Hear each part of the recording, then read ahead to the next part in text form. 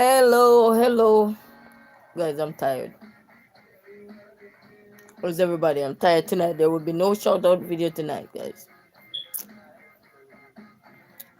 No shout out video. My eyes are tired.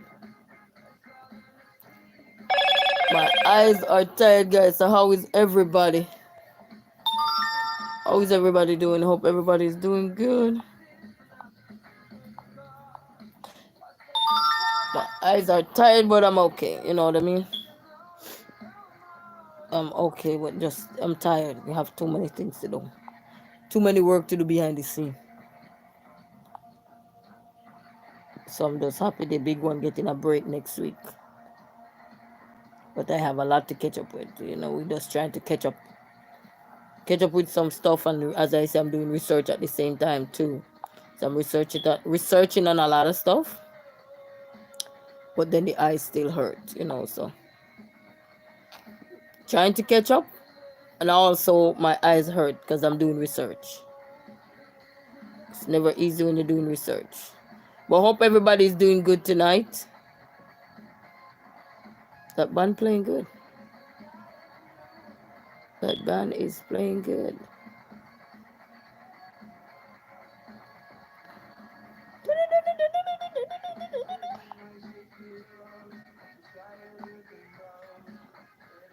And this light is in my face. So I hope everybody is having a fantastic night. I have my phone light using here because you know your girl gotta use some light, you know. Yes, I'm using my phone light too to do the thing, do. Let me see if we can put him up here so he can give me some light. I just decided to take me a little break, so that's me right there. Let me see if I can put him right here. I'm tired, family. I'm tired, so I'm just chilling. I'm chilling and using my phone light. The phone light is bright too. I don't know if you gonna catch up. The phone light is bright. And then I been looking at my braid today. I'm like, girl, you're lazy. Just looking at the braid. Just okay. And then so while we were having some stuff doing behind the scene, because you know, it's the weekend deadlines to meet and everything. My sister had called me, so we were there as well. She called me because I haven't heard from them in a while either. So she called me and we were there chatting and laughing. I was cracking her up. So she like, girl, what's wrong with your mouth? You know, because she's a Christian, but I was just messing with her. You know what I mean? You know, she's not like me. She's different. Everybody different, but anyway, I was just messing with her, cracking her up. You know, laughing at everything. So hope everybody's doing good. I'll do the shout out videos tomorrow, guys. So because since I gotta do some more stuff, and as I said, I was doing some research, so my eyes is kind of tired. If you guys want to know if my eyes tired, oh, my eyes look red. Mm. Mm. Yeah, so I just come on here a little bit since I'm here, just relaxing. You know, you have those relaxed times where you just relax and just chill. Nothing too spectacular and everything, but I will do I will definitely do a shout out video, and then my personal phone is on charge, so I'm not on my personal phone. Yeah, so and then this hand is holding this phone, so now my hand is getting tired. Let me see if I put it down, it will still give me some light. Oh, the lighting not gonna be so good. I probably put it here, lighting not so bad. Yes, family. So your girl is here. Your girl is here, and the kids too. They had a blast today. And when I say they had a blast of tearing down the place. Well, the big one, we get a lot of work done today. We got a lot of work done. We still have a lot more to go. So, because it's no joke, baby. But that's all right. We're doing good. I cooked some spaghetti today with ground beef. Yeah, because we haven't eat spaghetti in a while, so I cooked some spaghetti. And then earlier, earlier somebody had called me. I had the phone and I had to cuss that person out. 'Cause, you know, you have some people they don't have no respect, especially when you take people for friends and they wanna cross the border. No, we don't play that game. You know what I mean? If I take you as my friend, I take you as my friend. Don't cross it. If you cross it, you go get crossed. You know, you have some friend you take as a friend and they just trying to get you somewhere else. No, I don't play those games. And then be rude with it. You know, they don't know how to talk to people. Be rude with it. So you have to route. You know, detour.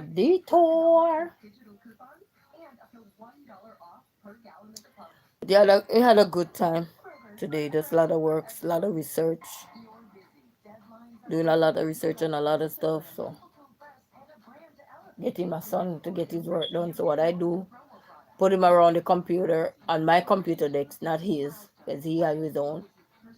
But put him at my computer desk so he can, while I'm in, come on, we are always most in the living room area. So while I'm in there and moving in the kitchen, or so he can be able to get his work done. Because as I said, when he lag behind with work, I can do it for him, but I don't want to. I rather guide him through it, you know, because there's no purpose of you giving your children A and then they don't know how to get the A. I don't believe in that.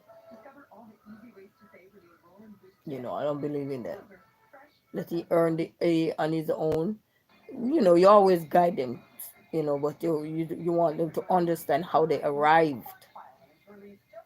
Not just say, oh, my mama is smart, so she can do all my work for me, and then I get the brain. You don't get no brain, you just get the A. You see what I'm saying? So you get the A, and I get the brain. That's what I told my son. If I gotta do your work, I'm the one learning, you are not. But hope everybody's doing good. Hope everybody's doing good tonight. You know, it could be worse. Hope everybody's doing good.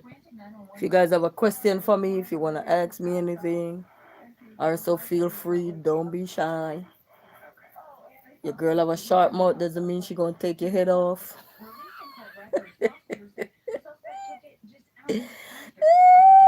Girls that are sharp. Who don't got a sharp mouth? Name it.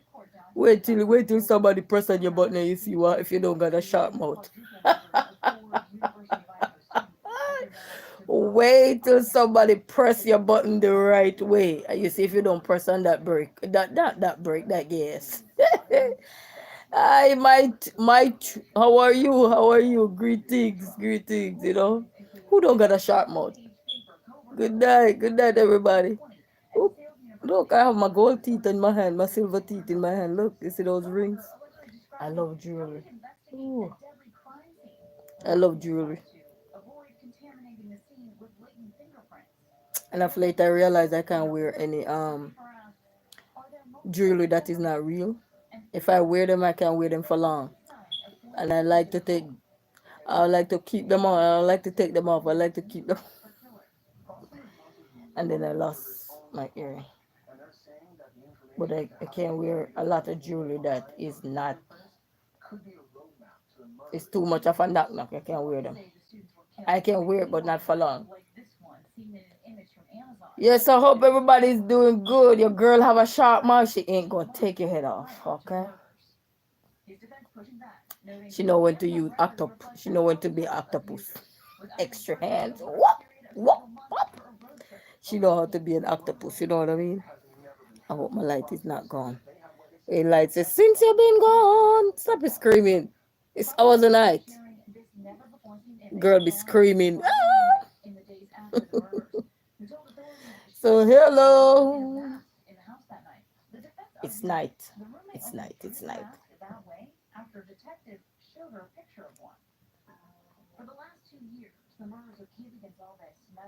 And then your girl get lazy, you see? Your girl lazy. I don't lazy to work people, but your girl get lazy with herself. Look at herself. Look like some parked car for months, days, weeks, years, months. Look at her. At least my hair wash. I wash my hair. So now I have nice smell here. Smells so good. Yes, because I like sweet stuff. Like nice stuff. I might not use them in the house, but like when I mean use them in the house, like I was raised the way I was raised to buy stuff, have stuff. So when you're going out, you don't have to say knock on your neighbor door and say, "Hey, I don't got no lotion. Can you give me some?" No, I was raised to have every little thing. And one thing I was taught as a young girl growing up was my mom always tell me, if I'm buying something, make sure buy at least two of each thing, anything I'm buying. Like certain things where you can run out of quick, like the deodorant, lotion. We say lotion, baby culture, baby. You ain't getting rid of your roots, never. No matter how much you learn another language, you ain't getting rid of your roots. You want to know if you know have somebody roots, get them mad. They go right back to their roots fast. They forgot they have another language. Hey, you're like, I cannot understand you. What did you say? At this point, you're not even thinking, because you go right back to your roots, baby. Your mama tongue. Everybody have a mother tongue in their language. Everybody do. You know, there's certain way we talk when you in your mother tongue. Even if people understand the language, but everybody have that little breakaway of their language. You know, such is life. Nobody have no question for me. Are you guys scared? I got two horns. They just on the side. They're not at the front like this, so they ain't gonna buck you. In Jamaica, we used to say, "Where you going with all those horns in your head? Are you a cow? You go moo." Yes, yes, yes. Giving thanks alive. So good night, family. And listen, you see all of the silent people that would like to watch me. Me want. Sorry, why me talking on my mother tongue? It's alright. I go off in it. I want to say a big thank you to you all and to all everybody who watch. Whether you watch silently or whatever. Say shout out to you guys. You know what I mean? Big shout out to you all. I was just about to be comfortable in my mother tongue. Yeah, man. Yeah, man. We're there. They upon the ends tonight. I hold it down with a flash. Hey, when I was a little child, we didn't grow up around electricity. Few people had it then. You have the street lights and stuff, but then we had to use a lamp, kerosene oil lamp. Yes, guys. So you see how I'm looking now?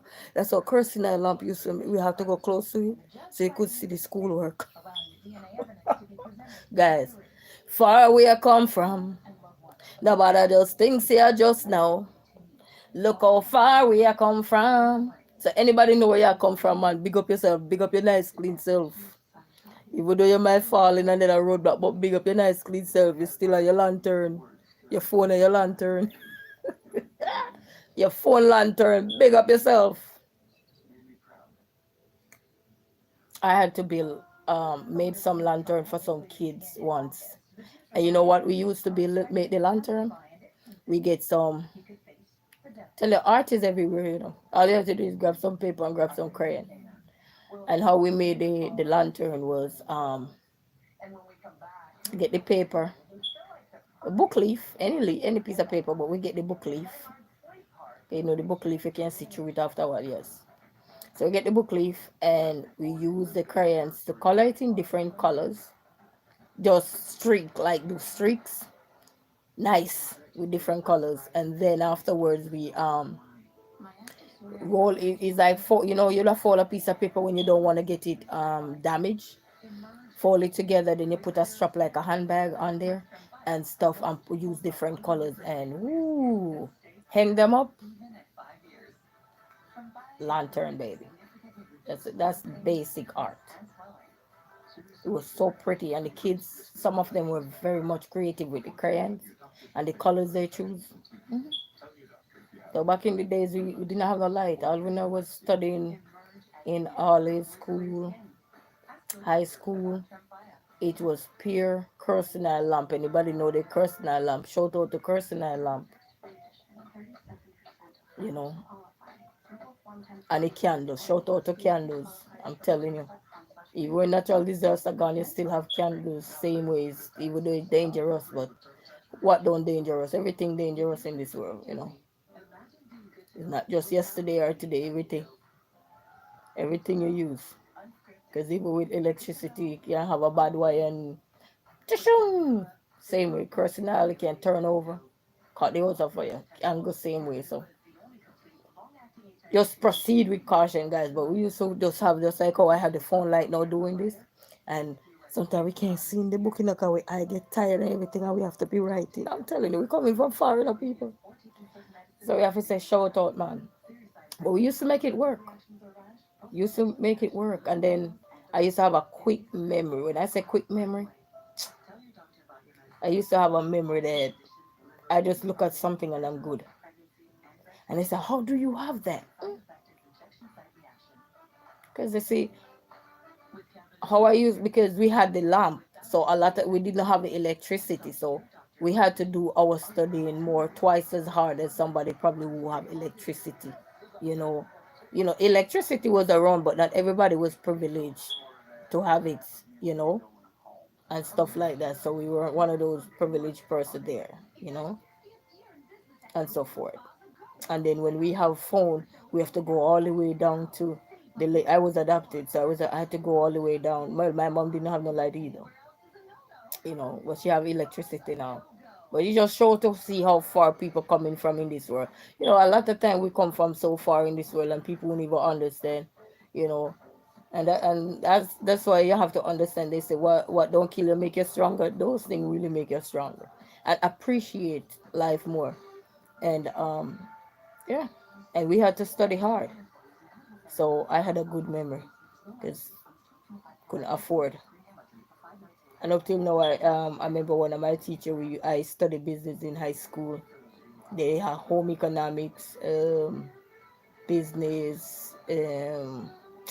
What was the other one they had? Where you cook on the stuff. Home economics and business.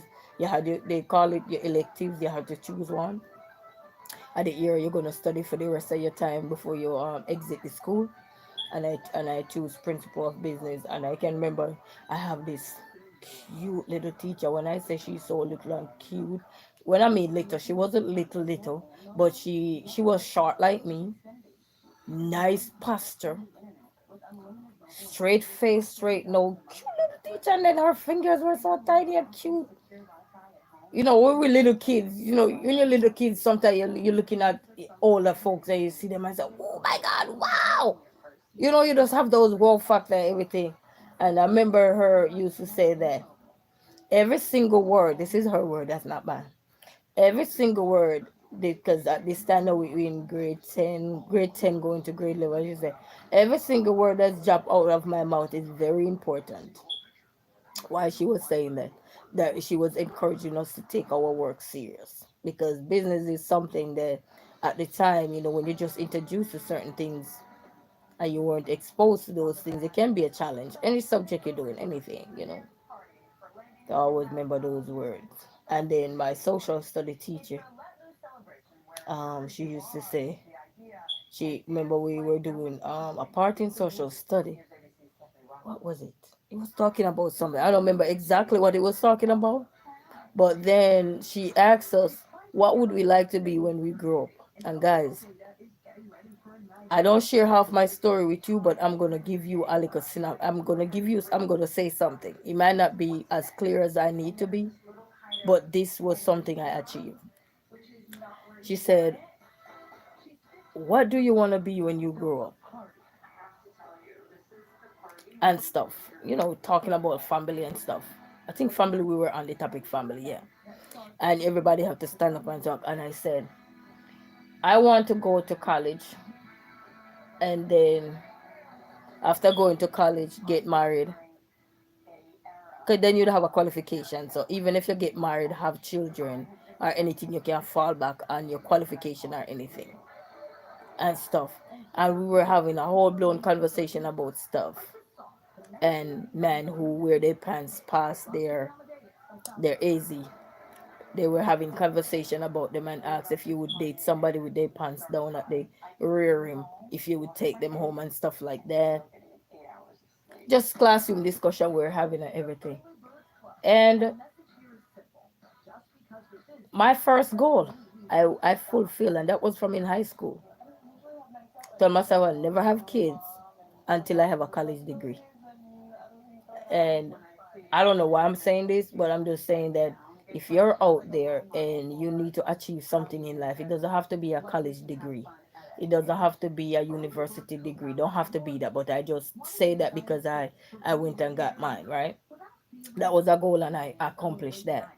But I want to say that if anything you have out there in your mind and you tell yourself what you want to achieve, you can achieve it. You might not achieve it right away, but you can achieve it and you wait. You know, you wait. And a matter of fact, all those three goals, they didn't falter by the wayside when I made them then, you know. And that's the way life works. As I said, I'm not going in depth with everything. Right now, I always say when I can explain my life better, I will definitely explain that, but for those who know me already not know everything, but know who I am, who I was then and now. You know what I mean? You know what I mean? And know the sharp mouth, know the fun side of me. Because for me, I have my fun side. When if you're around me, I like to see people laugh. I like to see people relax. I like to cook. I like to have people. I like a clean house. When I don't see a clean house, I get mad. I don't like to see nobody throw their stuff down, and I don't like to walk and pick up after nobody. But when you want to around me, I like to be fun around my people. You know what I mean? I'm not talking no online. I'm literally when I'm around you, I'm a very caring person. I have people around me. I'm always making sure I'm taking care of them. We eat, we drink, we laugh, we chat, and all this. And then at the same time, I like my moments. I like to be having my time. I like my one-on-one. You know what I mean? Because then that's the time I get to reinvent and come back bigger, better, and stronger. I like people up in my face all the time. You know what I mean? I like the space.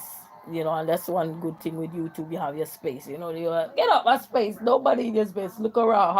Who you see you? You're drunk. You know what I mean? So yes. So love to cook, love to bake. I used to love to bake, guys. Oh Lord. When I have people around me and love to comb hair. I don't know why I'm so lazy with mine now. Love to comb my hair, love to braid, love to make wigs. Yes, I can make wigs. Yes, and cut the hair too. Yes.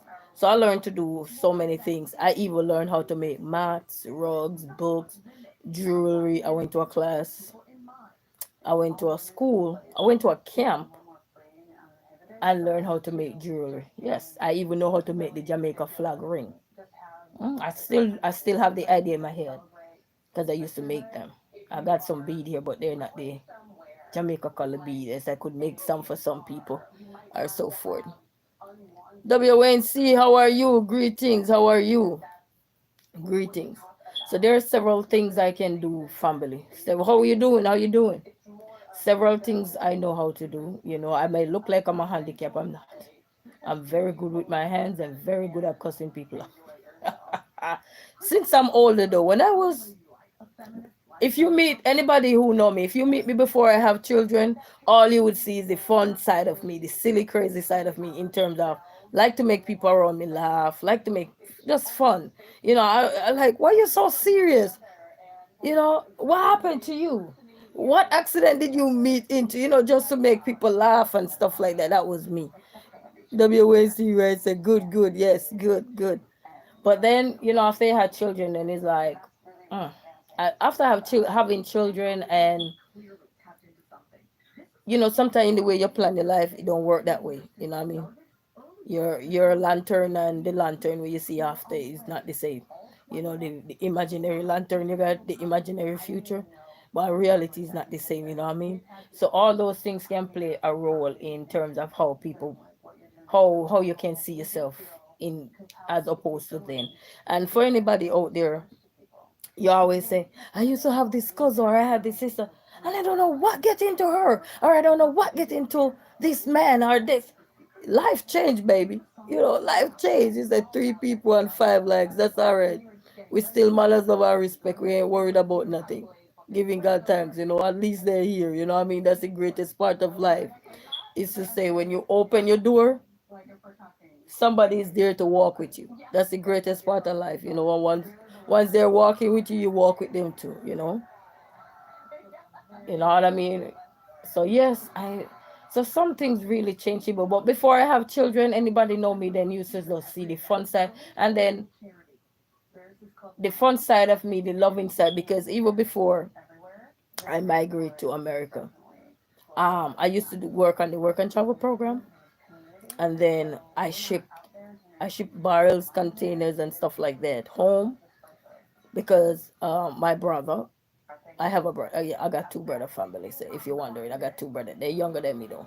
One of my brother look like my oldest son. Yes, he look like his uncle. Yes, my oldest son look like my brother, and I actually named my brother too. That was so funny. So I kept his birthday before I had went on the work and travel program. I kept it 1 year, and then I had made him a promise that every year I would have kept his birthday, because one of my goal when I left college and everything was to be able to create a place where I could help people, because I see I know what help look like, because I was able to got a 4 year scholarship to go to college and study, because the first college that I had wanted to go to was GC Foster College. Anybody know that college knows for all sports. It was GC Foster College. I got into the college, but the problem is I wanted a scholarship because I couldn't afford to out of pocket.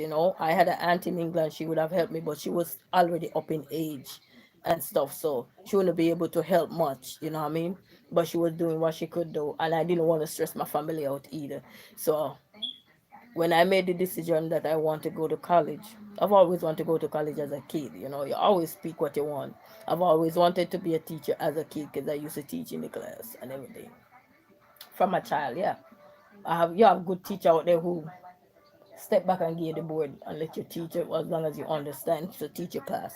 But anyway, so the first college that I wanted to go to was GC Foster College because I was into sports. Yes, I used to do sports a lot. I wasn't I used to do a lot of road races and stuff. Yeah, so lot. Before I migrated to America, I won 6 consecutive road races back to back. And my most memorable road race was in Canada. Ooh, why is that memorable? I went to Canada that year, and we went to Canada the first time, and we learned the course. Sunnybrook Park. Anybody know Sunnybrook Park? They have road race there, yeah. So if you're familiar with that area, they have a road race there. They have a 8K. I think they have a 10K and the 5K there. Yeah. So we went the first year. We map it out and see everything. Me and my friend, oh, she's a lawyer now too, my girlfriend, and we came back. I was, and then we came back. And so anyway, shit. Excuse me, sorry. Then they came back before. So when we went to Canada the second time, the first time we run, I came. Fifth. I think I came fifth, and I think I had came third in my age group or so. We get a medal. You get finish medal, and you get a plaque. Yes, and the winner I think gets some incentives or something. Only the winner, but we get plaque and a medal or a T-shirt or whatever. Yes, and Sunnybrook Park, and so the second year I trained harder because we wanted to go back to Canada, back again with my lawyer girlfriend now. So we train hard and we go back. And right before the race, your girl had to use the bathroom. And when I tell you these people are on time, when they say the gun start, we're talking about the gun to start the race. We ain't talking about nothing more because they call it the gun. When they're about to start the race, they use that little thing there that they use, Popeye. to start the race. Who's in the bathroom? Your girl. By the time I could squeeze what I need to squeeze, I hurry up, run back outside. I was at the back of the race. But why was it so memorable now? I was in favor to win that race because my girlfriend at the time, she was in big training like me at that time. Because I was doing it. I was doing it. I was doing it, you guys. I was doing it. So I was well fit. I was running some real good time too. I was well fit. And I ran from the back of the race, literally. I don't even remember the website. I remember the website, but I don't remember the name. They have some pictures up there. I could have shown you, tell you guys to go look. You see a girl up there. But anyway, um, I ran from the back of the race, and anybody know road race know that road race is not small numbers. The runners go first, and the walkers go next. I was in the walking section at the back cause when they once the gun go off, everybody go with that little horn, noisy horn. Everybody shoot off. So the first one came, everybody out long time. Guys, this is like I was late for school. You hear me? All right, WNC, you have a good night. This is like I was late for school. I took off and I said, I decided I can't let all these people, thousands of people here, let me all the way to the back. I took off, you see, family. And I end up came fifth in the race. And my girlfriend she came ahead of me because she was already in the race. While my lazy, well, sometimes anybody know, even in exam, when you're going to do exam, your hands start get sweat, you want to use the battery, everything start acting up. That's when you know you're going to do something good. When your body start acting up, most times. That's what we used to say then. And it was true. So that was my most memorable race. So when I finished the race, even the winner of the race, I forgot the name of the female who won the race, even the winner came up to me and give me a hug and say congratulations. I'm like, why everybody looking at me and telling me congratulations? The people that they had on the stretch to make sure we're going the right directions and stuff like that. They coming up to me and say congratulations. The owner who put on the race coming up to me and say congratulations. I'm like, congratulations for what? They said you literally ran from the back of the race. And I know if you weren't running from the back of the race, you would have up there, probably first, second, or third. And my girlfriend ended up come fourth. And my girlfriend said, remember, you were in better shape than me at the time, because I think she had some injuries or something at the time while she went. So she said, you were in good shape, girl. So if you didn't go to the bathroom, can you imagine what you'd have made? And but I got a medal, and I think I came second in my age group at that time. I got a plaque, but the plaque I give it to my college, and stuff. But everybody was just congratulating me. So it just goes to show that sometimes the race is not for the swift, but those who could endure. And I was able to endure in that race, regardless of my bathroom break. And one of the other thing I would tell anybody, if you are a runner or any sports you're doing, and before your race, right, like you have 2 minutes before your race, you hear about to start, because you could hear, because it's a portable bathroom we're in. So I could hear it was right there. Please hold it.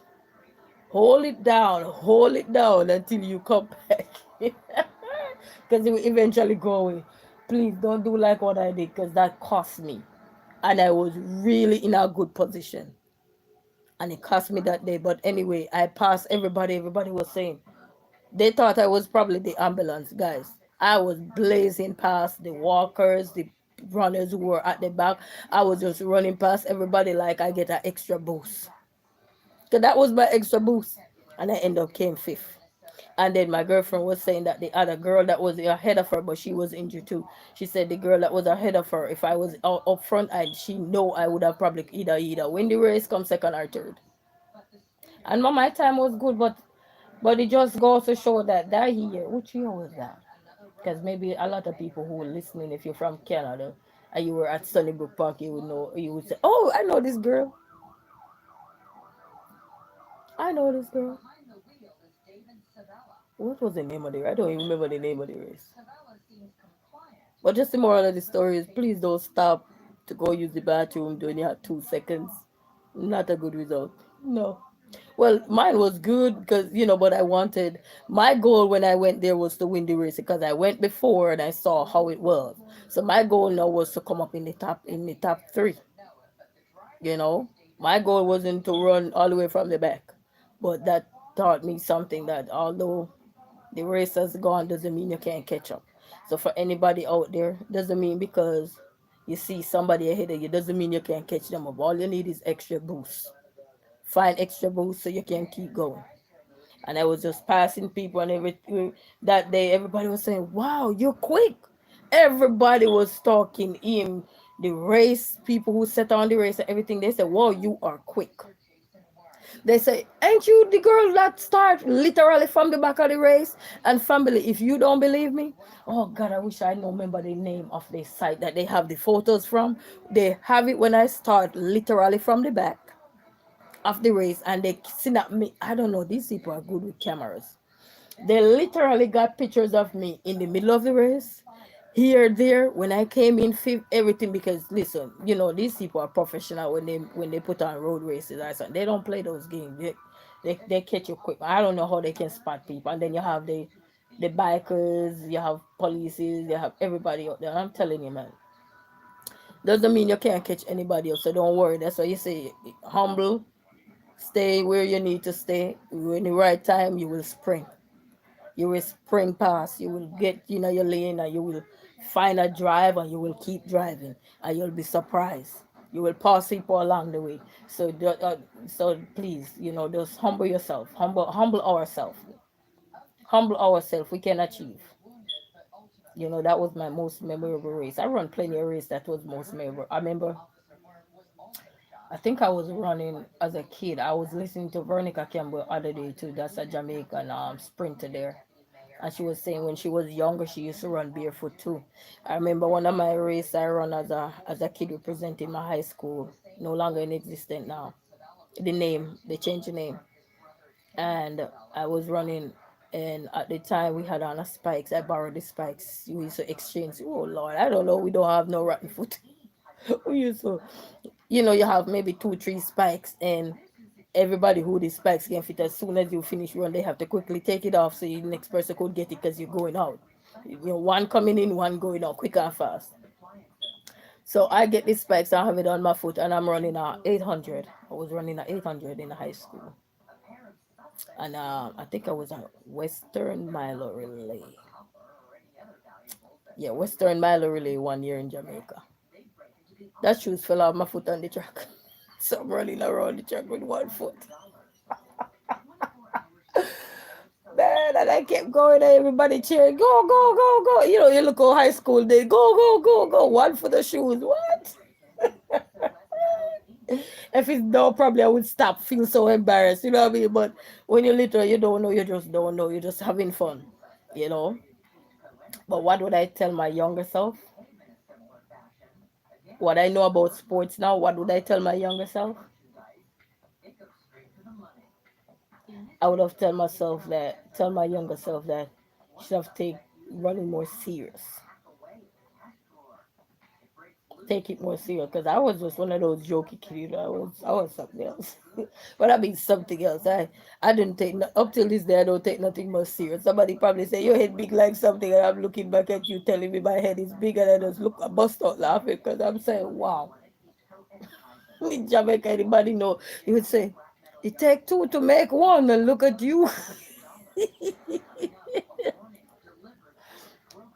It's a family, So I learned from early to turn my downfall into upliftment. You know what I mean?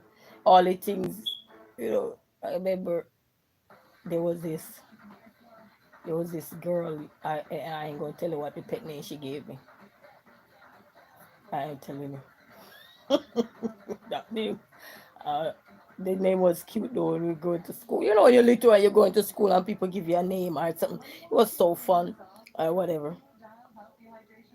And then they used to call me because I was like this little piece of stick. I was like, you know, but it was just the fun part of it. And then that high school that I went to, not high school, the only school that I went to, the year they were buying, I think buying athletes or something, and one of the girl that she no longer represent Jamaica now. She married now, and I haven't seen her on the circuit for about a couple of years now. Me and she used to go to the same high all school. But when they recruit her, we were still young when they recruit her. Me and my goddaughter mother were younger than her at the time. She was in a higher grade than us. So when they recruit her, I was still at the lower level, so we weren't ready to be recruited yet. So when our time come was the following year, because we were moving up now. And I went to school that morning because I used to be an early person. Going to school very early. I'm there probably before everybody. Early bird. I was an early bird, guys, when I was very young. What? Early, man. I get all the news early. I was the early news channel early.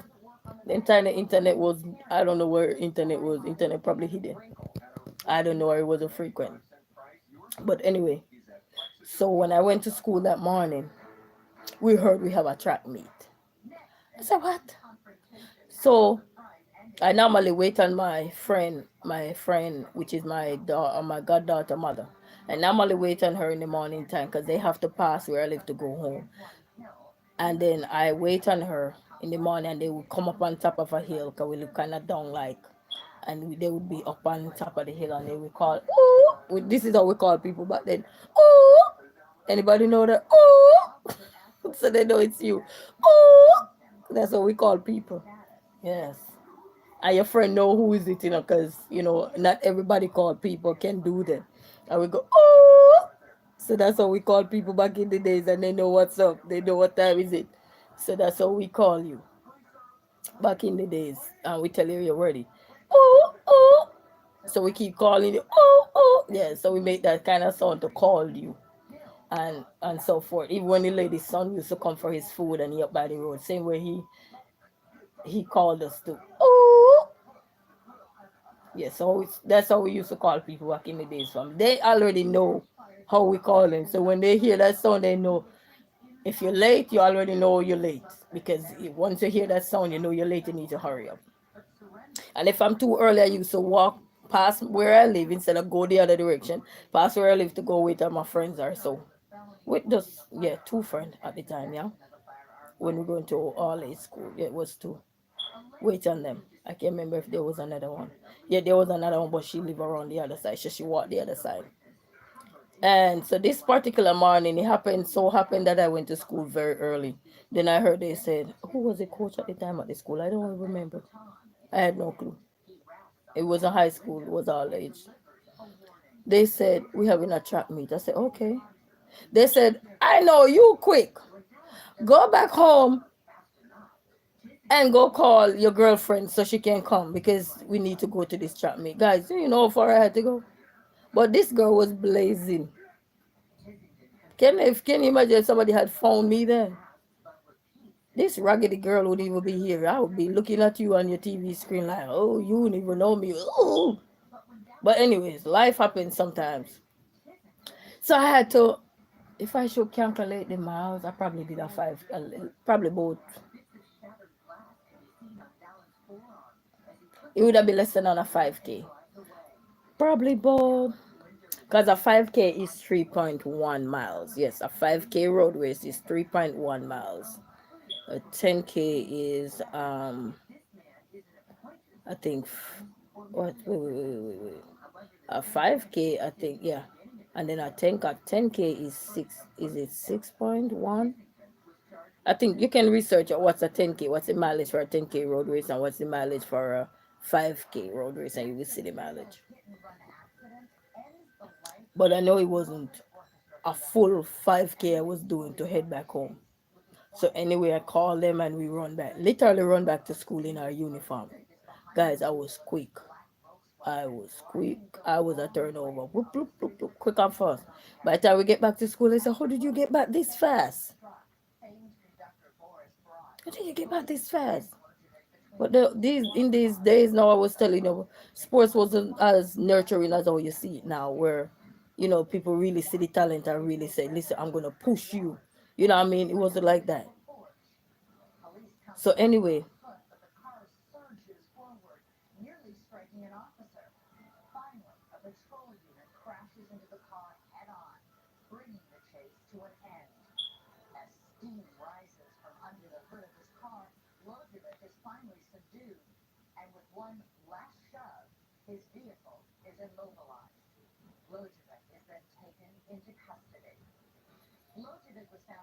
so I went and called her. This was gonna be my biggest break in Ollie's school, because I told her there was this girl used to run. I won't call her name. There was this girl used to run for Jamaica. Yes, I think she married a couple years ago now, and she married when I was in Jamaica. I think on the work and travel program or before that, because she was running then too for Jamaica at the same time. But she no longer. I don't think she no longer run right now for Jamaica. But she used to go to the same all age school. I'm not talking high school, all age school and stuff. And then so when I call my girlfriend now, they get one breakdown. I call it breakdown van. They get one breakdown van, people. One of the up in back van there. One of those probably Toyota or something, or Chevy. I don't know. One of those who got tiny van. Oh, I remember who cares now. What was his name? That man dead now. What was his name? That would you had that van. Oh, I remember the little short man, but I can't remember his name. He didn't live far from our school, so they get him to take us in the van back. Yes, van back. Open up van back, all of us in there like chickens. You never put nobody in a van back over here and drive. You hear me a ticket. But then, so they I'm remembering the little old man, but he passed away now. May his soul rest in peace. So on our way, we had to pass through my gully. We passed through not Kirkman. We passed through my gully. So on our way going down, they have a stretch. I forgot the name of that road. I can't remember the name now. Guys, my brain is getting old. But on our way going down, the van break down. Don't remember who was the coach for that high school at the time. I don't have no memory of that one. But anyway, the the van break down. Who had their race first?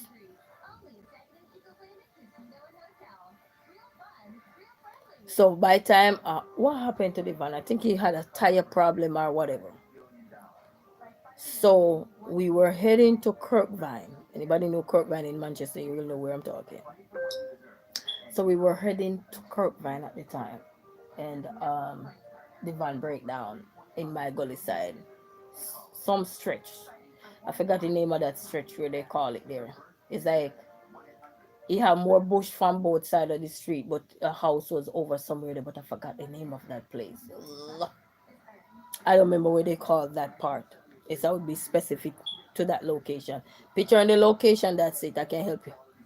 So anyway, when the van finally get back up and set up, and I was so anxious, I said, I'm gonna miss my race. After they let me run back and go call all these people, I missed my race.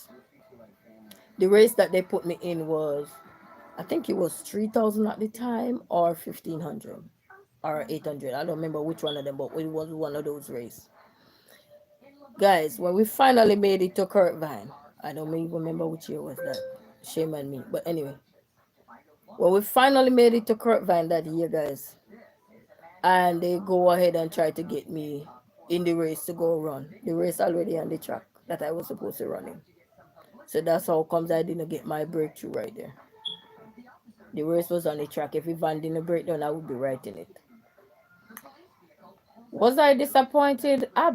That's a little bit because, as I said, I was a bubbly, fun person, silly person, so it didn't bother me. So you see where I get resilient from. I'm like, well, maybe it wasn't my time then. That's how I look at life. I said, well, something happened. Maybe it wasn't my time. You know what I mean? You have to look at life sometimes when things happen.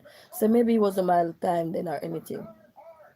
But the girl that I had went to go call, her race, when she got into her race, because we all were running different events. She got into her race and she qualified with her race, and she was kept going to track meet over and over after that, because that was a qualifying meet to give you an opportunity to keep going different places at the time. So that's, you gotta know how things change. Things and time really change now. So it was a qualifying meet. She got qualified because I missed my race, because when I went there, my race was on the track because of the van breakdown. So that's where my roadblock was. So I've been through roadblocks, guys. I've been through the hills and valleys. Okay, it's not just now.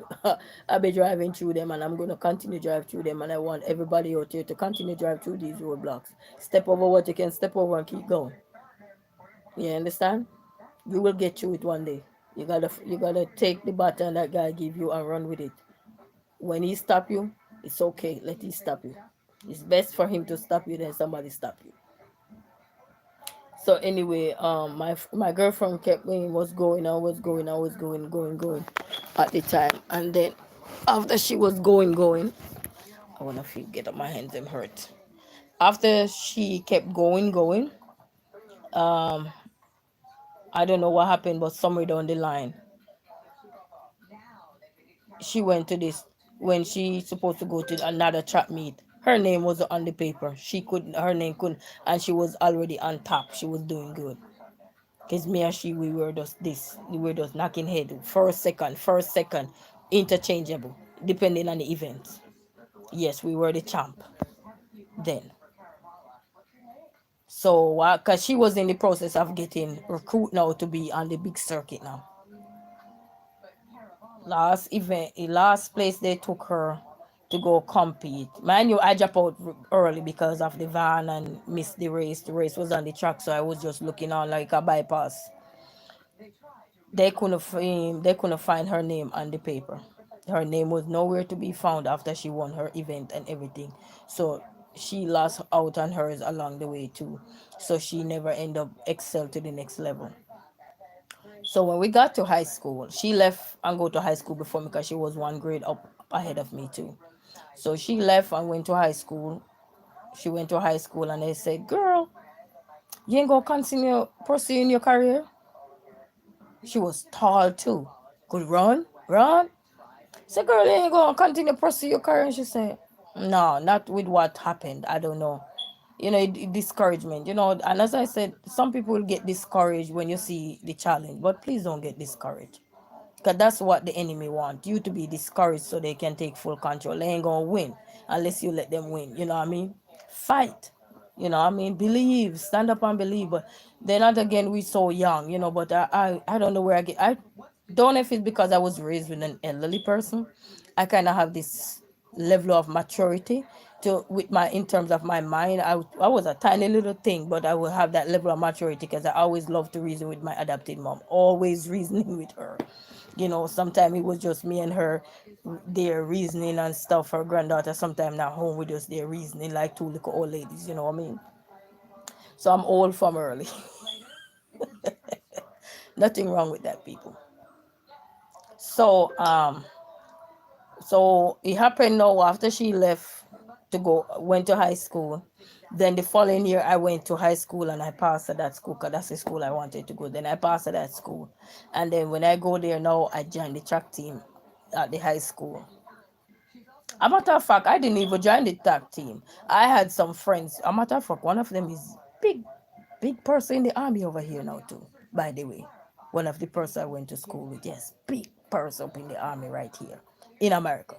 So shout out to all the Jamaicans making waves. Shout out to everybody. You know yourself. Wherever you are in the world and you're making waves, shout out to you guys. And if you guys are there and you're not there yet, don't worry. Remember, I run from the back of the race to come fifth and I think second in my age group. Don't worry. You could start anywhere. It's just depend on you how you gonna finish. It's not how you start, it's how you finish. So bear that in mind, family. So I didn't recruit myself to go on the track team at school because I was talking to her and she was saying, "Girl, after what happened, you think you would want to go back and let they do you this again and blah blah blah."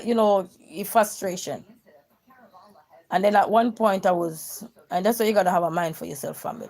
Your mind is important. Have a mind of your own. Don't let people just because somebody don't something affect somebody, it doesn't mean you have to affect you. It could affect you, but you get out of it quick. You know what I mean? You gotta have your mind for yourself. You gotta have it. So anyway, went to high school. A couple of my friends that was males, they were males. They were mostly males we went to school with too. And they were in my class as well and stuff and stuff like that. Some after a while they weren't in my class. They were I was too old to do their common entrance. You remember common entrance days? Yes, so I didn't do common entrance. I had to skip a grade. We our school, as they call all this because it went all the way up to grade 9. So I didn't spend much years in high school. No, when anybody spend 5 years, I only spend 3 years. 2 year. Well, I repeat one because let me get to the. So so I went to school and they were recruiting for the track team. So they were asking, who in this class, they go class to class, who in this class can run? I don't say nothing because I was a shy little girl. When I say shy, I was just jovial, laugh, joking around, relax. You sleep, you probably see the first person laughing is me. But it was a joke, but it was just funny when somebody fall back then. You know what I mean? Like, oh, you know, just fall. I'm like, what kind of fall is that? Or if you sneeze and he sneeze like, yes, him. I'm like, what? That was me. So there was this guy in my class. I won't call his name. And it was a lot of us. It was a lot of them. They were all family. I say one of them is in the army right now over here. And they were families. Those guys I'm talking about, they were all families from the same family. And one of them said, "She can run." Cause we were coming from the same school. You should recruit her. She used to tear the track up at all a school. She used to be this. She used to be the champ. She used to be this. Yes, I used to be champion. You know. So you should recruit her. I'm like, me? No. Then the coach come and he said, and actually that coached me in college too. The coach come and said, I need to see you on the track. I said, okay. This time I'm so shy, guys, because I'm going to high school now and I'm so little and tiny, like wishy-washy. I'm like, okay. I was very neat. We had pleated uniform, neat. My mama ironed our uniform, neat to the T to the bone. We had those, what they call those self-heater iron where you put the coal inside the iron. Anybody remember those old-time irons where you put the coal inside the iron and the iron your clothes? I used to have one of those. You better not leave it on your uniform because then you're going to get a hole in there and you have to patch it. It happened to me and I had to patch my uniform. But I wish I had a picture of me in my uniform. I was so neat. Shoes, spick, spunk. I thought I was in the military then. Yes, I'm telling you, man. Ooh, those were the days. Anybody miss their high school days or their school days where everything was neat and you get all in it like, ooh, Lord. Here was always, fixing up. But anyway, chapter, chapter. Life is like chapter book, so accept it. Next chapter, next chapter. So I managed to go on the track team now in high school. And when I went to high school, I won't call on him. This young girl used to be the champion for this high school that I was going to. She used to be the champion along with another friend of mine, champion girls. There and you have a champion boy, but boys and girls they get their different championship different. You have to win maybe if they have 10 events and you take part in, you won gold in most of them, you become the champion. You don't just become the champion like that, you have to win most of the events.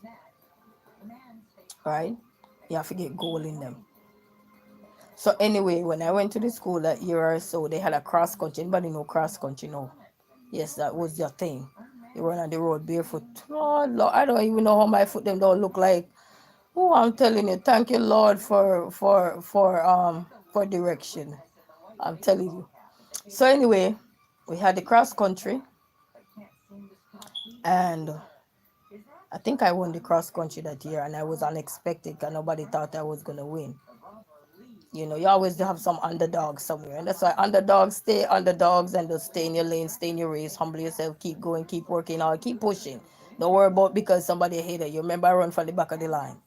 And instead of the winner become the talk of the town, I was the talk of the town.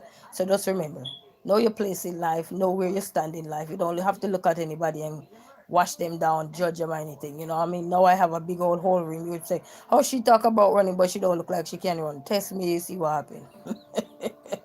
You know what I mean? Come out for me. And I'll show you who gonna have pain, not me. Because I used to be a distance runner. Actually, I used to be a sprinter in all age school. Because I had asthma, I couldn't breathe so much, so I used to struggle with that. So I don't know how all of a sudden I just switch over to distance. I used to do a sprinted 100 and 200 in all age school, and then I start switch over to, and I was very quick too. We used to run and beat the boys too, just so you know. Yeah, that's how good we were. But at the time, things weren't as prevalent like now. So all young people out there that are doing sports now, make use of your opportunity. 'Cause if I had those opportunity, what I see out there now, guys, you not would be looking at me and say, "Oh, I can't stand her." Oh, baby, you'll be watching me like anything. But such is life. Journey to next chapter. So I won the cross country. I think I won the cross country that year. If I didn't win, I come second. I think I won it though. I don't remember really, but if it's not first, it's second, nothing less. And we go through some bush, boy. I'm telling you, I don't know how far till they gonna see me in the grab. When they run cross country, people, they push you through some bush or something, people. Me, I tell you, man, big up to those lifestyle, I mean, go to all the jungle, man, I'm telling you. But nothing gonna catch you anyhow, because you're running fast. And people are with water along the way, giving you water. So big up to all those people who used to do it. So anyway, at this time now, then after the cross country, then we have sports day. That's how we go. We do cross country first, then sport day. Oh, sorry, Dapper PH. I wasn't even looking down. I was looking over. Sorry, Dapper PH. How are you? Hello, how are you? Greetings, Dapper PH. How are you? He said hello to especially White Queen. How are you, Dapper? Greetings. I was looking all over the place. Hush. Telling story make you look all over the place because you got to think. Because you're not going to tell it verbatim, you know what I mean? Yeah, he said look up. Actually, they used to have a man in Jamaica called Sammy Look Up. He used to look up in the ear. I guess they said he was mad at the time or something. He used to call him Sammy Look Up. What you looking for? You Sammy Look Up? So yes. He said there is a bird, there is a plane, there is Superman. Ha ha ha. Yes, everything up in there. Greetings, man. Greetings. So so after the cross country they have sports day now. Blue is my favorite now. When I was in high school, I was in Yellow House. And Yellow House was named after one of our government people in government then. So yes, that's how they named the house then. So the most popular people in the community are what they named the houses after. So I was in Clark House, Yellow House, Clark House, but he died now. He was the agriculture minister of Jamaica at the time, Roger Clark.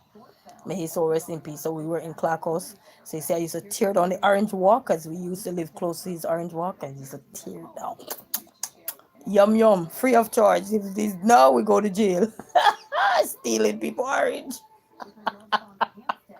But anyway, so when I went to high school now, they in your what they call it in your farm class farm where you have you I don't even know how to say class farm. I don't even know how to say it now. But class farm where you have to go to class farm with your class, and you have somebody who talk to us what to expect of us in high school, and the clubs they talk to you about clubs like 4-H clubs and all these kind of clubs that they have. I was too shy. I didn't go into much things. I like to be because I was a runner then, and everybody gonna know who I am. So I didn't want to be in too much things. You said passing by my sister, man. Yay! Thank you. Back to work. Enjoy. Job later on the stream if you are free. You know it. You know it. I got you, man. I got you. Last week I didn't have. I was so mad. My internet went out from the Friday. I was so mad. But anyway, I got you. Thank you. So anyway, family. So I went to high school now, and I went into Blue House. Ooh, blue was so pretty. I love blue up till this day. Blue is my favorite color. You will see most things I wear is blue. Like these, I got tons of these. What I mean tons of them, like maybe about 5 or 6 of them in blue, same color. So you see me and you're like, God, she can't change her outfit. No, no. So anyway, family, this is a choppy story, okay? So sports day, my cousin, I talked to him the other day too. He used to go to Monroe High School, my cousin, which is my auntie son who had passed away. He passed away in not accident, in a bike accident. Yeah, his son. He had a son. Yeah, I never met him though, and that would be my auntie's son. I never met him. He passed away before I could, but he had a son. He always come to support us in our sports. You know, so he came to support me, even though he was going to Monroe. Monroe, anybody know Monroe? School for boys, they know you gotta have some brains to go up there. I don't know about now, but then you gotta get you some good grades to enter into that kingdom, baby. And Hampton School for girls back down that side, you gotta have some good grades. So he used to come and always support and everything. And then my sister, she was going to a different school, so she used to come and support me as well. And then there was this teacher there was this teacher. Her name was Miss Williams. And she saw my sister, and I'm on the track running. Man, you remember I said I'm a twin, right? So I'm on the track running. And this lady saw my sister, didn't realize it wasn't me. Little girl, don't. Then she said, no, not little girl, little girl. Don't you see you should be at the track? I'm looking. So everybody must start laughing. I said, no, she's over there. That's how identical we are.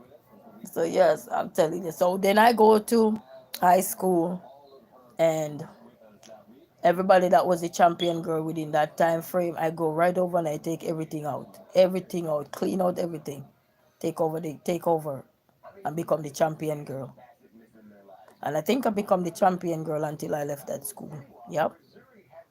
A lot of people were mad with me, couldn't be mad at me. I remember I had one girlfriend. She lives in Canada now, rather. I met her, I visited her the last time I visited Canada.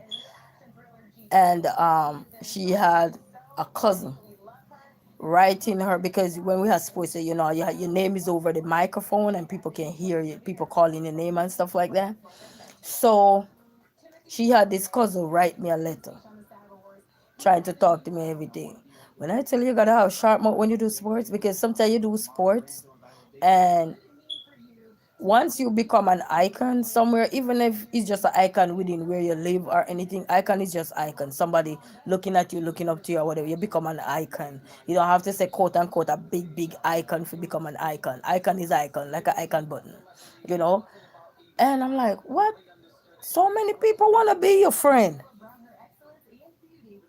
At this time, no, you don't even use your regular name. They just call you Runner Wagwan. That's what they call you. Nobody call you by your name now. Runner, what's up? That's your name, Runner. What's going on? You good? And then we used to have some street vendor on the side of the street. Guys, my name was Stink. My name was so good in the streets. I used to out the gate, help people sell their food. They're not gonna be there. They come and say, "Hey, you get out of class already?" I say, "Yes, I'm almost there. All right, come to the gate. I gotta run around the corner to get some food or something." Shout out to all of the vendors who know themselves. I will make sure I say, "Your girl never hungry." Yeah, there people there. Anybody know, you have people. This is not going to be for everybody because everybody grow differently. I'm just speaking as how I was raised up. So they used to get me my box food and everything. And guys, I credit the food. And this is how I know one day God gonna help me to help people. When I used to go to school and my friends don't have money, I used to find out who don't have money. Because my mom used to send me money even though I was adopted. So my mom sent me money. The lady that grew me giving me money to go to school. You see what I'm saying? So I was able to afford things but I was able when every now and then, not all the time, every now and then to squeeze something. So this is what I used to do to help my friend. Yes, girl, your girl been helping people for years, from she was a little girl. So it's not nothing new. It's not it just evolved. Oh, pop, she evolved. No, baby, this is ordained, baby. This is the real deal. So anyway, I was in high school and I used to find out from my friends who don't have no lunch for the day or anything. And you know what I would do? I would go on the out on the road, and there was this lady that just loved me. Cause I get trouble, you know. She just loved me.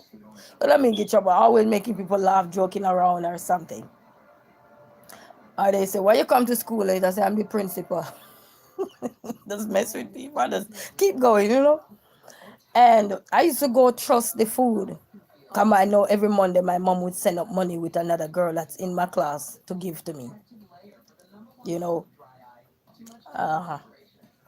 So she so I would just find out which one of my friends don't have no lunch, and I'll go out there to the lady, and I told her, "This is me. You know, I'm something else." I told the young girl, "You stay over here, and I'll be right back." And I go there and I take any. The lady said, "Anything you want off this counter here, you could have it."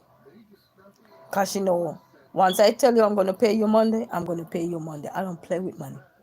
For my little kid to know, you don't play with people money. If somebody lend you something, give it back to them.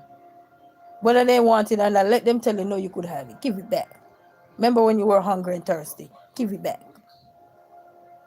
So I used to trust anything I want from her. You think it was for me? Take it from my friends, and then when I go halfway up, I say, "Don't let they see, because I don't want them not trust me the goods no more. Even though they know I'm gonna pay for it. So you know." And one final day, I go out there and I used to take the goods, and then I take my lunch money for the rest of the week and pay for the goods for those girls. Yeah, I've been helping. And that's why God always helped me. You see what I'm saying? That's why God always never let this girl hungry or thirsty. Something is always in the way for this girl. Because of what? I follow, I obey him. Yeah? Help out. So from early, very young little girl. Didn't even know what was she putting herself into, but I was making sure when I take the goods from the lady or so, sometimes my bill rack up to XYZ, and then all when the little money my mom would send me with the girl, all that money go right into paying the bill for somebody else or so. But the good thing, when my friends have money, sometimes they will if I don't have money, we go to school and say, "Hey, I'm broke today though, you know." Or sometimes we might not say it, and we all eat and buy one box food and we good again. That's how we used to live. One box food and we good again. You know, because I had friend and I say, "If you guys hungry, please don't be hungry." I'm not gonna do that. Even we used to have some sweet biscuit with the strawberry jam inside of the middle. That biscuit was one of our number one saver. I forgot the name of it. Sandwich. It called something another sandwich. Strawberry sandwich biscuit, something like that. Four come inside of it. When I tell you those biscuit was number one lick of stopping a hunger, yes man, job man. And then when I was running or so, my aunt, she used to make hot bulla. Yes, my aunt that lives in New York, she used to do hot bulla and cheese. And when we on the track team now, my friends used to say, "Yo, we hungry, you know what you gonna do?" They always say, "What you gonna do?" So I was like the little one who makes sure everybody okay when I can, you know what I mean? I'm the one who lay in the car across the seat and make people pay them the fare. And then because I had cousin who was running taxi because I was adopted, so my cousins were on the road. I tell my cousin I don't have no fare to go home. They're not leaving me, and give somebody else my bus my taxi fare. You hear me? I said God will never let this girl thirst. You hear me? So all of you have good intention, have good mind for others. Do good. So when good come, it will follow you, okay? It will follow no matter what people throw at you, you will always have good in you. Start good and you will end good. No matter the rocky part of your life, no matter the toll, something gonna take on you, do good. Okay? And I will go out there and I get me some hot bull and cheese, and we come back and everybody eat the hot bull and cheese with the bag juice or water or whatever. Yes, man, my aunt used to make sure me straight. You know, even when I don't want nothing, my friends used to say, "Can't you go ask your aunt for something to eat?" Because she used to run the She used to own the market at the time. She and her husband. Her husband passed away, but she here in New York. And yes, man. So I was getting those hot bull and everything because my aunt used to bake and stuff, you know. So I wasn't that hungry, you know what I mean? But I make sure I take care of everybody that was around me. I give people the fear. And my cousins, as I said, I was adopted, but my cousins used to have cars on the road to take children home. So they told me when I told her, this is me, my cousin. When I told them I don't got no fear to go home, mind you, I give away my fear. So somebody else could go the opposite direction where they're going. Because if some taxi driver, if they know you don't have no fear, they're not taking you home. So this is what my cousin told me now. You don't got no fear. Well, this is what you're gonna have to do. You're gonna have to get all your friends to come to go in my car so it make up back. And then when they go in the car, then I lay in their lap. If it was no, you're gonna take it. Guys, the challenge to survive in the life is real, man. But it was fun. It was good, and then they weren't driving like no crazy people either. You know, I'm telling you. So we used to get the free drive to go. Me used to get the free drive, and even when I had to go the other direction to go visit my mom, if I don't have no fear, there is always this about about two or three taxi driver would always take me. And when I got money or anything and stuff like that, I will always remember them when I was there. And I'm not going in no taxi unless if I take those people. They always look out for me. I think one of them passed away. I think the other one is still running taxi or so. So you have some good people. There's a big up to all of the good taxi drivers. No matter what, and you see somebody and you can't help them, you know. You just tell them don't take it as a habit, but you help when you can, you know. I mean, that's one way to give back, you know. So my duty was to load the car. And once we get passenger, then I go in. And then I was so little bit. And then I was a liquor track star then. So nobody don't mind drop me across their lap. They said, watch out, where you going? I said, guys, I just load the car up. I need to get in. So I lay right across their lap. I'm telling you, that was some good days, man. Good old days. If it's now you get a ticket.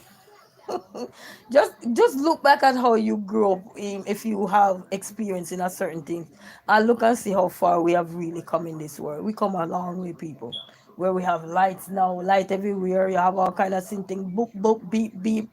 You didn't have that. You know these beep where you hear now. You used to have those bugs at night. What they call it, peeny wally. That's the sound you used to hear for people.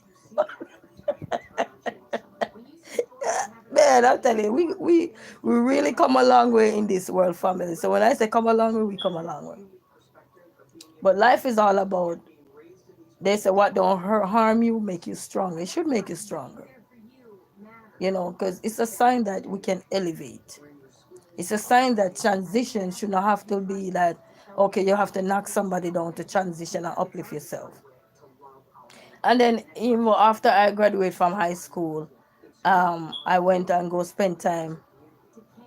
I spent time with my girlfriend, the one who is my daughter godmother.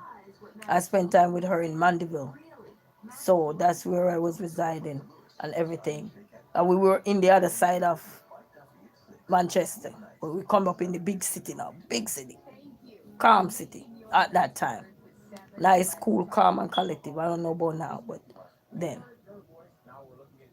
And then I remember they had a road race right there.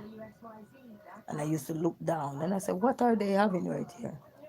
And they were having the High Mountain Peak Coffee Road Race. Anybody know, you know. And I said, I need to get back into sports. I just saw the race and I couldn't just resist. I said, I need to get back into sports, and I get back into sports. And I never look back. And when I get back into sports, guys, I get a college degree. It take a couple of years. But when I get back into sport, I said, you know what? I need to go back into sport. I need to train and get back into sports and get right back into it. And that's what gave me a college degree. So all hope didn't lose, guys. I got a college degree from sports. You know, you don't have to say you're a big athlete. You don't have to be a big athlete to harness your talent.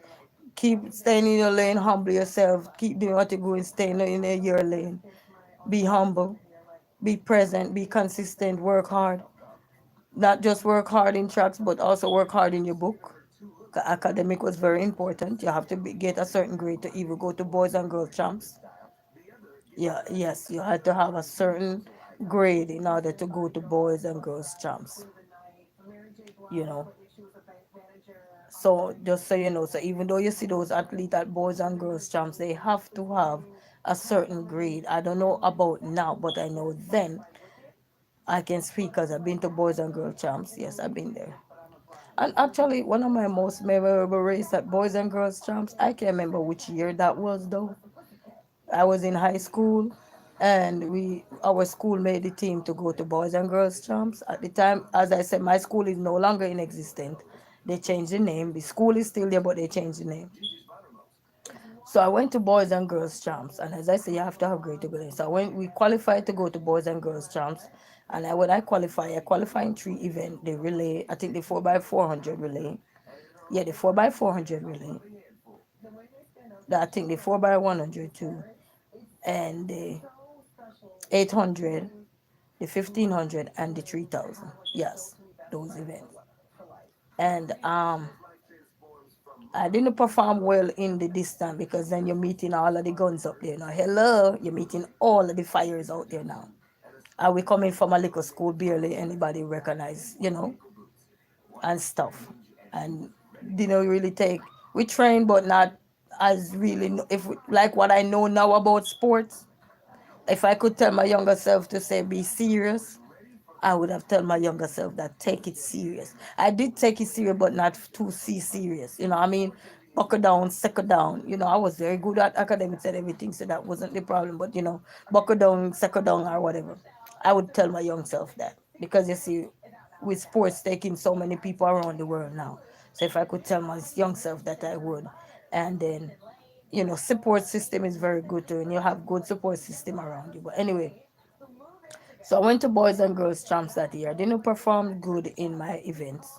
I think I had placed probably 7 or 8 out of how many runners? Let's say about 15 of us run or so. So I didn't place too good in those long distance. Because mind you now, and let me break down something to you. As an athlete, when you're running and you're coming from a different place or so, if you think that you're training that you compete with and meet up with and you're champs in this area, wait till you go see all the bigger guns, all the bigger schools that are championship years and stuff that have the little blue guns out there. You think you're gonna come up against them, you're gonna probably see them and kind of, ooh, I don't want to compete with them. You don't have like a phobia in you. I didn't have no phobia. I just need, when you go on that track, guys, when you run at champs, anybody know? When you don't run the race, I mean, you're easy, you can barely walk. You're walking like a robot, how tight you are when you're done run. Because now you run harder than you would have typically run before. Because you're in a big championship event now. By the time you done run, your poor little legs, them just tight, you Z tight, it hurt. I'm like, and then right after that, they call me and say, hey, hurry up, get back over to the what they call it, the stadium, what they call it, the other part of the stadium. Anybody know the stadium? Know what I'm talking about? Go over to the other side where they warm up or everything. You gotta go ready stuff for the, I think 4x400. And guys, either 4x400 or 4x100. And they gave me the baton. I hate spikes too, but we had to run into spikes because the field is chevron. Yes, a chevron is not a, you don't want to run on that barefoot. I run on it barefoot and it bruised my foot up. Yes, the chevron, nah. You want to run in spikes. I didn't like spikes, so I didn't want to run it, but I had to.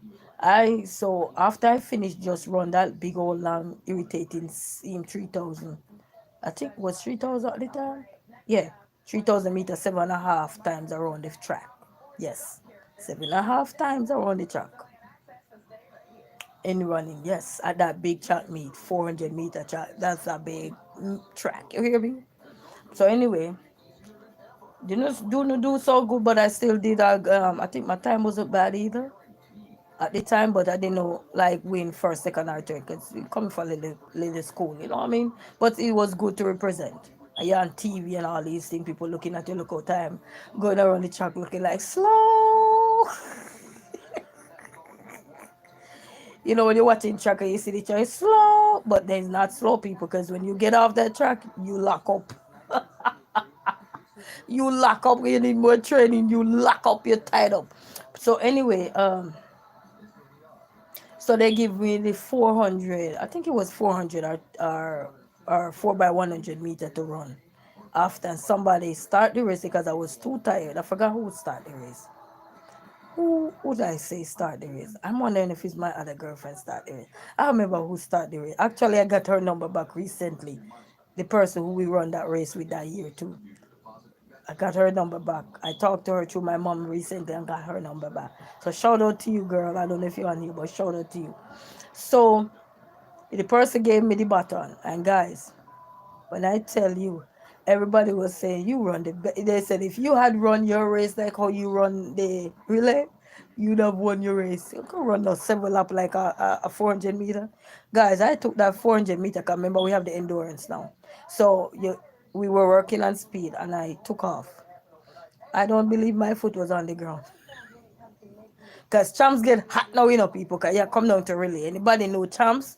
Western boys and girls championship. When it's coming down to the last day where everything going relays and everything get hot. You're not running flat no more. Everybody on their toe point that we had to practice running on our toe point. Everybody on their toe point family. Every single body. At this point, I'm on my toe point. I remember my coach. He said, girl, if you had run that race the way you had, and I second leg it too.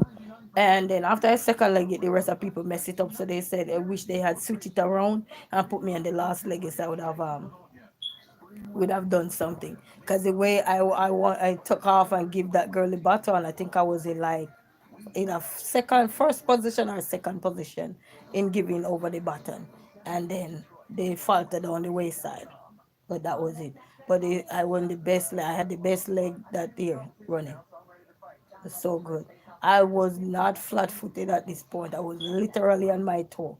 Anybody know boys and girls champs? No. And anybody run at boys and girls champs, you know. Everybody on their top point if in at champs. It's just that feeling, the crowd roaring, the people cheering. All when you're not nobody there because you're not no big athlete or anything. You know what I mean? But consider yourself big because you made it there. And you had to have a grade to go there. So kudos to everybody at Boys and Girls Champs. But life has so much to offer us, guys. And that's why it's good to get, I will tell anybody, get a good education when you can, because when you can't, you're gonna be in trouble. So have that, even if you're running, even if you don't have to be running, it could be any form of sports. Get a good qualification. At least get a good qualification out of it. So I was able to get a scholarship to go to my second college. The first one I wanted to go to was GC Foster College of Physical Education. I've always wanted to be a physical education teacher. Not too late anyhow. One of these fine days. If my brain is not frozen, one of these fine days. But it's life family, so what I'm gonna let you guys know that remember I started at the back of the race in Canada. Sunnybrook Park. I don't remember which year that was. And I made it to come fifth there, and I think second in my age group at that time. Was able to take something back home, so that was good. So remember, it doesn't matter where you start, family. Just stay in your lane, humble yourself, keep driving, keep elevating, and just remember not to be so harsh with yourself and not to be so harsh on others because people have a story, you got a story, and you don't know what people go through, why they falter by the wayside. You don't know what blocks were in their way, why they couldn't go over it. Or even if they go over it, they go over it with the wrong approach. It's like somebody go off and take the wrong route and then have to suffer the consequences in life. We all suffer something in life, eh? Whether good or bad, you know what I mean? Just remember that life goes on and you can still achieve what you need to achieve if you only believe and keep working, keep being persistent, even if you're not on YouTube and whatever you're doing. One day your dreams will all come through. Because I tell myself right now, I'm in America. I could have been on the outside. I could have been so many places on the outside, but God favored me because of all those good things that I was doing as a young child. you know. So now he favor me. Can you imagine if I was disobedient? You who know what would have happened? You know, so I'm always helping wherever I can. You know what I mean? Always. I have a brother live right now in Texas, and when I get back into running or so, he had just left my high school. He left my high school. I think 2 years after me, he left, and I saw him one day. I was going to visit my mom in Saint Elizabeth, and I was going to visit my mom, and he saw me in Santa Cruz. Anybody know Santa Cruz? And he saw me in Santa Cruz, and he said, "Girl, I see you all over my TV. What happened? You can't give me a bus?" I said, "Yes." Just like that. Mind you, I'm not the coach, but I used to have a coach. He used to come from, I think he was from St. Vincent. I think he was from St. Vincent. So at the time, he was coaching me. And I said, "Yes, man, I can give you a bus." I said, "Tell you what," I give him my number. And I said, "Tell you what, call me tomorrow or so, and I'm going to call him, and I'm going to give him your number, and I'm going to put a good word in for you." And I remember he meet us, he called us and said, "I want to see all of you in Kirkvine." At this time, I already live in Mandeville. So I called him and he come up by the house and he stayed by my house at the time where I was living. And he stayed there. And we went to a road race at the time. And not a road race, we went to Kirkvine to train because he wanted to see what we were doing. And at this time, I was working. And I remember we were going to some events, road race, track meet, and stuff. And he had registered me for a race in Kingston again at the stadium. And I had just got the job. My grandfather had just passed away, and I take the time off. My mother, father had passed away, and I had to just take the time off the job, even though I just got the job. A matter of fact, my grandfather died the day before I got the job. Yes, the day before I got the job, it was April.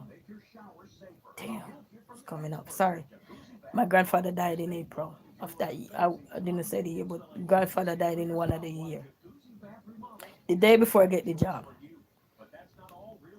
And I took off for the night. I couldn't go to the funeral because it was a weekend and it was very busy. So, yeah. So anyway, while I was working, I was still training and everything. And then the coach called me and he said, "Hey, I'm signing you up for the 800 and 1500 in Kingston. This is the big people now. Now I'm an adult now. I'm still in my whatever age." And I had to turn it down because when I asked the boss at the time I have to go compete, the boss said to me, "Is either you want the job or you want to go to the track meet." At the time, I wanted the job because I was trying to help take care of my mom at the time and help with my other siblings. You know what I mean? So I took the job. I should have just walked away. I should have always walked away. But sometimes the decision, I'm just saying this, that sometimes the decision you're gonna make in life is it will halt you, it will hold you back, but doesn't mean you have to be the end of your story. You can still tell your story. So anyway, I took the job because it was needed, you know, because you need money to go everywhere, and I didn't have it. So that was a roadblock. You see what I'm saying? So I choose one and I choose the job. So that was the end of my chapter there. But the young man kept running. That I link him up with the coach, so he kept running. And I remember his first big road race, he came 100. I was talking to him today. I need to call him. He's in Dallas now. I need to call him again and I go ask him, "Do you remember when you came 106?" Listen, family, you gotta have some humor in you, you know. Somebody in your family gotta have some sense of humor. We bust out laughing. We laughed so hard. 106. And after that, that boy be champion. After that.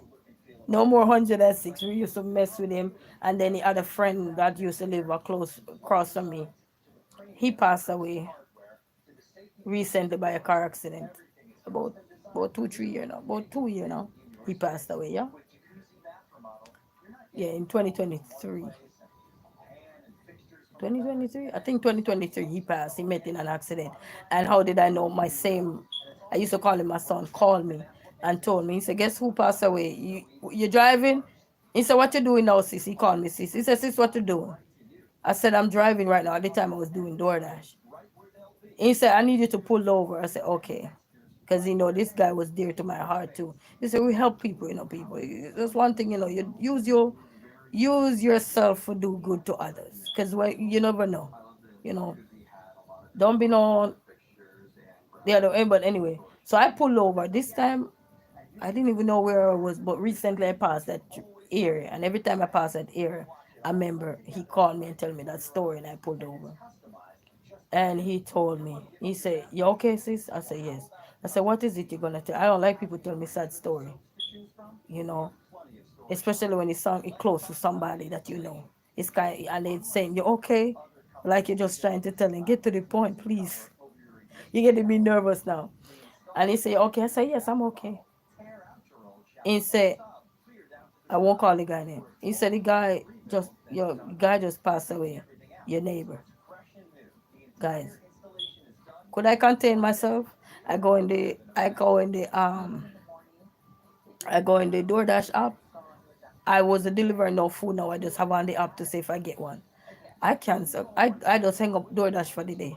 That was it for that day.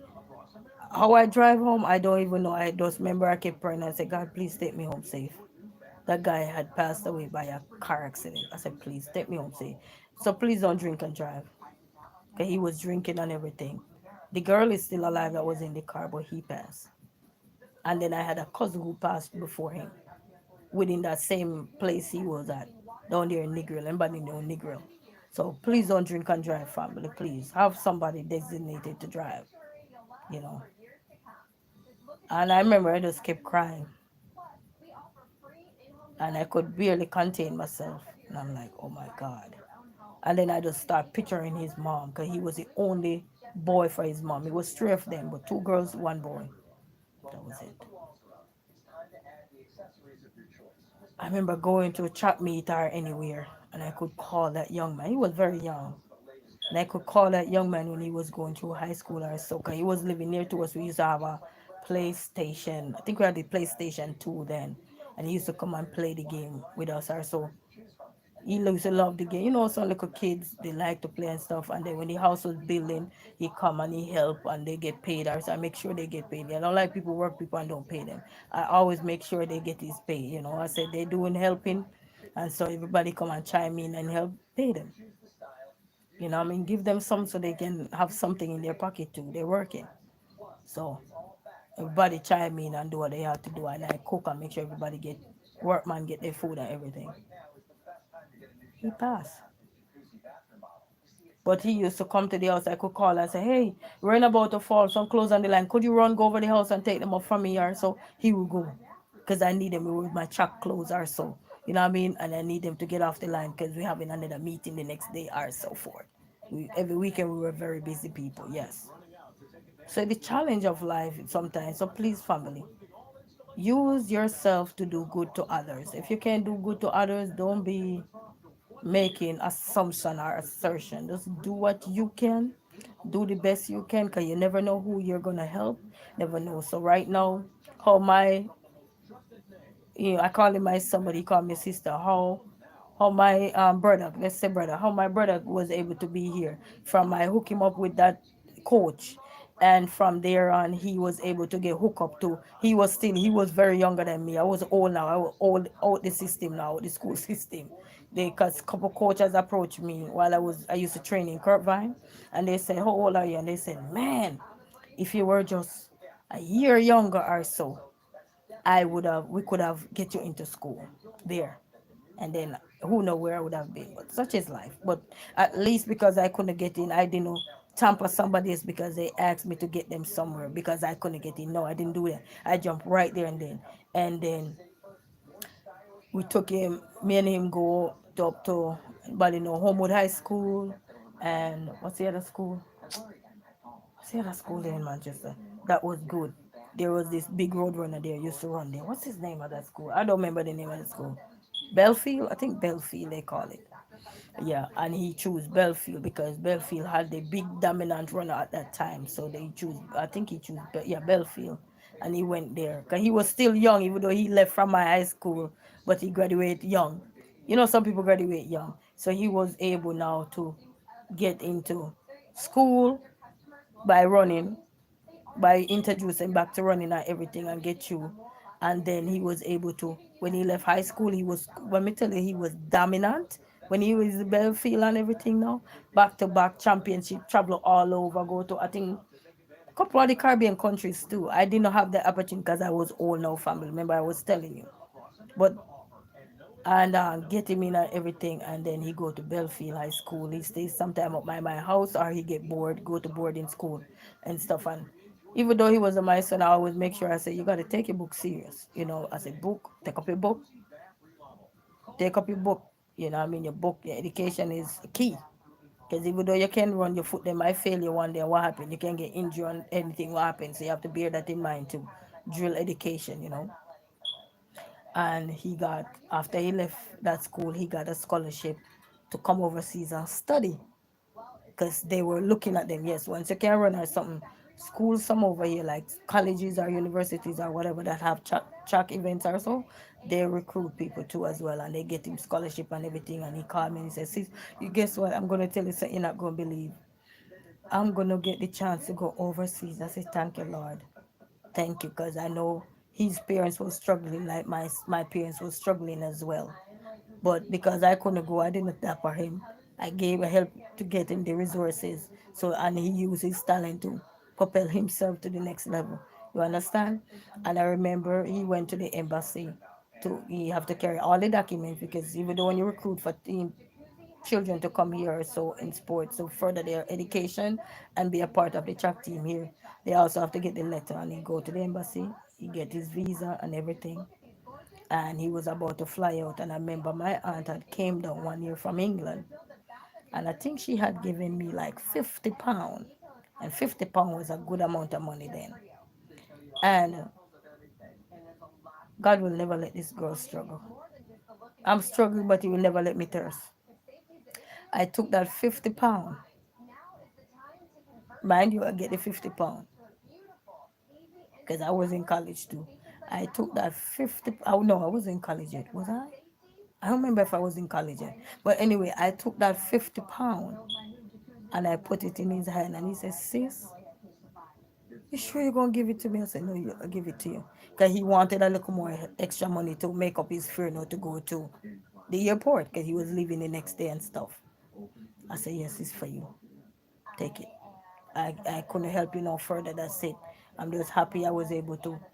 You reach out, you need help. Could I link you up? I link you up, and there we have. If you need place to stay for us, we were able to have some place. And my lawyer girlfriend and her baby daddy, they were able to have place for us to stay. Even though it may never big or anything, but everybody was jumbled up. We were sardine. What I mean? So we have to say shout out to the good people who are out there still making sure they help everybody that they can. Shout out to them regardless of your hurdle, regardless of what you are faced with or so. And now we able to obtain a college degree over here in sports, medicine, all kind of something. Yeah. Running his own business and everything. So that's good. So just remember that because you didn't get an opportunity, you go say, oh, I'm not helping this person. I'm not. No, no, no, no. You could change somebody else's life, and guess what? God will never make you run out because you helping. He know you grow out of something or so, but you couldn't go any further. I get approached too, but I was already out the system.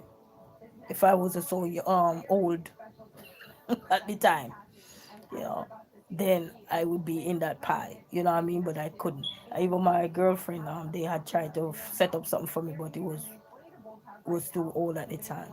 So I just had to keep running, and then I was able to get into college through running. So there is ways out there that God will plan things out there for you. It's just for you to water yourself, nurture yourself, keep going, keep pushing. You will get there. You will get there. And if along the way you can help somebody, help them. Not because you did not arrive doesn't mean you must block somebody else. Let they arrive. Open the door, let they go. You know what I mean? And I talked to him today and everything. So it just goes to show it's just a pity the other young man there had passed off and so forth. He was doing good for himself too. He used to play football and stuff. So it's just a pity, you know what I mean? But life goes on same way, people. You know what I mean? Wherever you are, in the neighborhood you are in, and you see somebody going to school. Because I love people with ambition.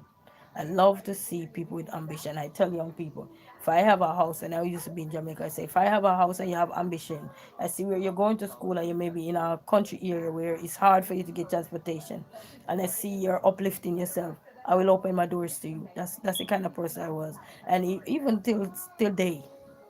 But nowadays you gotta be very careful with things, because things and time is different. But you still gotta be careful. You can go through different organization now to help somebody. Find out who need the help and help somebody. Go to schools, find out who is out there doing good but struggling financially, academically, or something, or they have good grades or stuff, but they need the help. They're playing sport, help. Because you never know the lives you're gonna change. Because through that day till now, his life has changed. You understand? His life has changed. Now everybody had their own roadblocks. But at least you gave them a start. You know what I mean? Because who know if that day when he saw me right there in the heart of Santa Cruz, across from, I think Juicy Beef was across from where he saw me. I was heading home to go see my mama. Who know if that day I didn't help him, if he would have been able to be where he at? Probably, but you never know. It's life, you know what I mean? So do good while we can, people. Do good. If you time you go take your back home we say pies them out. Instead of take your pies them out to pies with somebody, take it to do good. Help somebody. Okay, you never know. Even if you have a little cousin and you see their parents struggling, even if the parents don't even eye to eye, you can help somebody, help them. You never know. You're making a difference. That's how we make difference in this world. And stuff like that. Even the other day, I talked to I remember when I was even going to Canada or so, and my girlfriend was going, and she said, we need to go to Canada. We need somebody over there to stay with. I say, I have family in Canada. Let me call them and say who will let me come and stay with them. And I was able to call my adopted mother nephew and his wife and stuff, and they were able to let me stay there. Me, and I told them it's two of us, my girlfriend and I, coming, and we're going to a race. And they were able to let me stay there with my cousin. They prepare a room when we go there, guys. They treated us like we were Asafa Powell, Shelley and Fraser Price and those people. You hear me? How they treat us nice. We go there, we had towel on the bed, we had toothbrush, toothpaste, soap, everything, even though we walk with those things because we were trained to walk with those things. Everything was lined out on the bed for us and we were there. And the next day they get up early because the race was very early in the morning. They get up early and had to take us to the race. And the lady's a nurse, and I think she took off from her job that day just to take us. They cook for us. And no, no, no. We cook for you. They cook for us. Treat us like we were some queens. So it just goes to show that people will come in your life for a season and a reason. When that journey is over, go peacefully. Don't be going out all mad at something. Walk away peacefully. Because you never know when you're going to need those people anymore. Never say never. Anything can happen and you have to fall again. Several time rise, several time fall, several time rise. We rise, okay? We can fall. We have several time to fall. We have several time to rise. Remember that. So don't act like, okay, no, you go over here. It's okay. No, no, no. Help while you can. Go out there and you see the needs out there. Help. Don't just contribute to the problem. Help. And I think that's one of the reasons. Because even there, my adopted mom, I talked to her the other day and she said, one thing with you, I know if you had it in life, we none of us would be struggling. No, no. Because my desire from a child is to help people. Sometimes people will see you on the internet and they don't know nothing about your life and they say, look at her trying to be this, look at her trying to be that, I look at him trying to be that. You don't know nothing about somebody's life. So not because you see somebody doing this or doing that, you think that is something that is just evolved. No, it don't. It was there a long time. Remember, you don't know people's story. So don't just bash somebody because you think you're in a position to. No, you're not. You're not Jesus. You know what I mean? So always help if you can. Okay, something I remember the other day I'm talking to my adopted mom and I said, God really will never let me suffer. I said, no matter what, He will never let me suffer because I obeyed Him. From a young girl, I obeyed Him. I even come to America here and I help so many people. You won't know that because it's not distributed on my face. It's not printed. I don't have no tattoo pointed out there. Hey, I help this one. Hey, I do this. No, no, no. If you, because some people will say, oh, they're just doing this for likes or doing it. No, no, no, no, no, no. That's why God will never let this girl suffer. Could I be on the street? Oh, all the time. I could be on the street. But every time that time come for this girl to be on the street, God always plants somebody right in my path. Because He know I never left nobody along the wayside.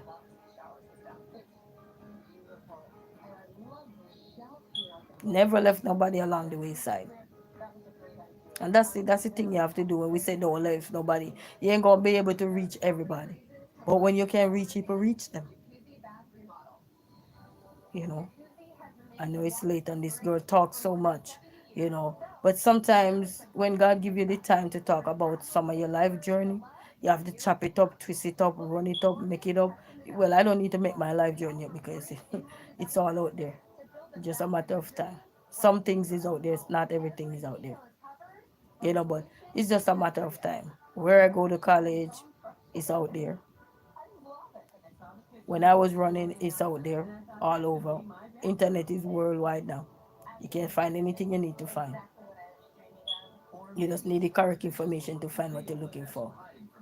You know what I mean? But it just goes to show that sometimes you in this world and you think that because you fall to, oh, I'm not gonna tell this person. Why should I tell them? Do your best to do what is right. You couldn't make a difference in your life, but the difference you're gonna make in somebody's life is gonna shape you. It's gonna help shape your pathway. To create paths so that your pathway can be continue to be cleared. No matter you're gonna have roadblocks, they always gonna be there. Just say hello to them and keep moving. Hello, how are you, roadblocks? Okay, and you keep moving and keep going. Or sometimes you don't say nothing, you just keep going. You know, just keep going, family. So just saying this, just remember, I start at the back of the race and I end up came fifth that day. Overall, from all the people that was running. Overall. Okay? So just remember if I was at the front, if I wouldn't do more damage. Just think about it. You run from a walking back to a running front. What? What am I saying? Let me go to my bed.